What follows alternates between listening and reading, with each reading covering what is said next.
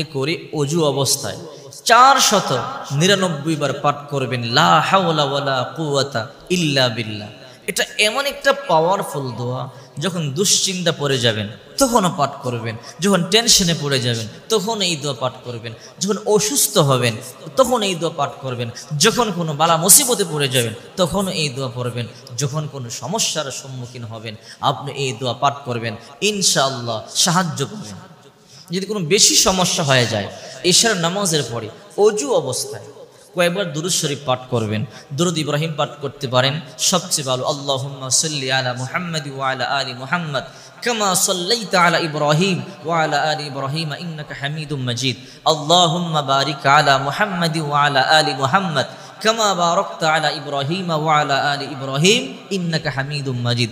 সবচেয়ে উত্তম হলো এই নামাজের দুরূদ ইব্রাহিম। তবে আপনি সাল্লাল্লাহু আলাইহি ওয়াসাল্লাম এই দুরূদ পাঠ করতে পারেন। অনেক দুরূদ আছে, আল্লাহুম্মা সাল্লি আলা সাইয়্যিদিনা ওয়া নাবিয়্যিনা ওয়া শাফিঈনা ওয়া হাবিবিনা ওয়া মাওলানা মুহাম্মদ সাল্লাল্লাহু আলাইহি ওয়া আলা আলিহি ওয়া আসহাবিহি ওয়া বারিক ওয়া সাল্লিম। এই দুরূদ পাঠ করতে পারেন। অনেক দুরূদ আছে, যেটা ভালো লাগে। তবে সবচেয়ে উত্তম দুরূদ হলো, একটু সময় লাগলো দুরূদ ইব্রাহিম পাঠ করবেন, একটু বড় হলো এই দুরূদটা হলো উত্তম। আর এই জন্যই রাসূল পাক সাল্লাল্লাহু আলাইহি সাল্লাম নামাজের জন্য এই দুরূদটাকে নবীজি পছন্দ করেছেন।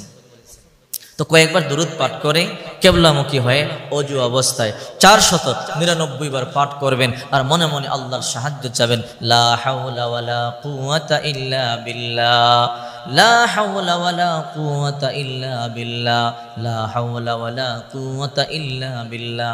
বেশি সময় লাগবে না। 499 বার পাঠ করবার পরে 2 রাকাত সালাতুল হাজতের নামাজ আদায় করবেন।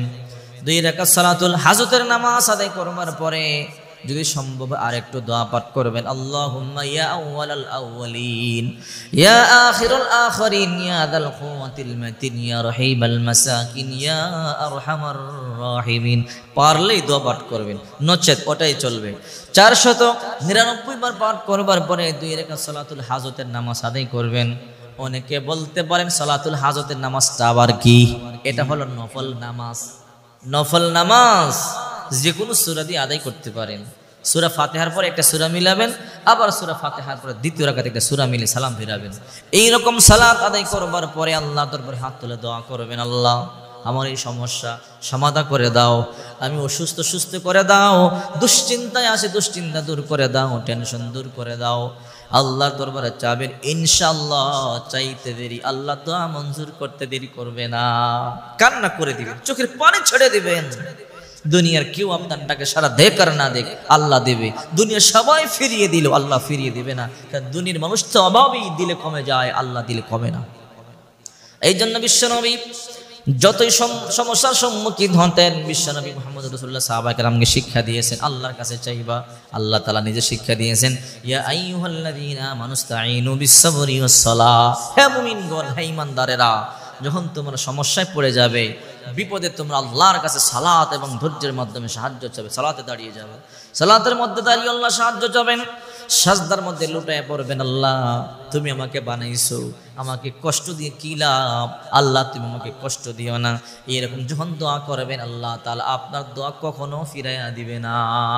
মুসিবতে পড়লেই ইশার সালাতের পরে লা হাওলা ওয়ালা কুওয়াতা ইল্লা বিল্লাহ 499 বার পাঠ করবেন। এই আমলটি যে করেছে সেই এর ফায়দা পেয়েছে, সেই ফলাফল পেয়েছে।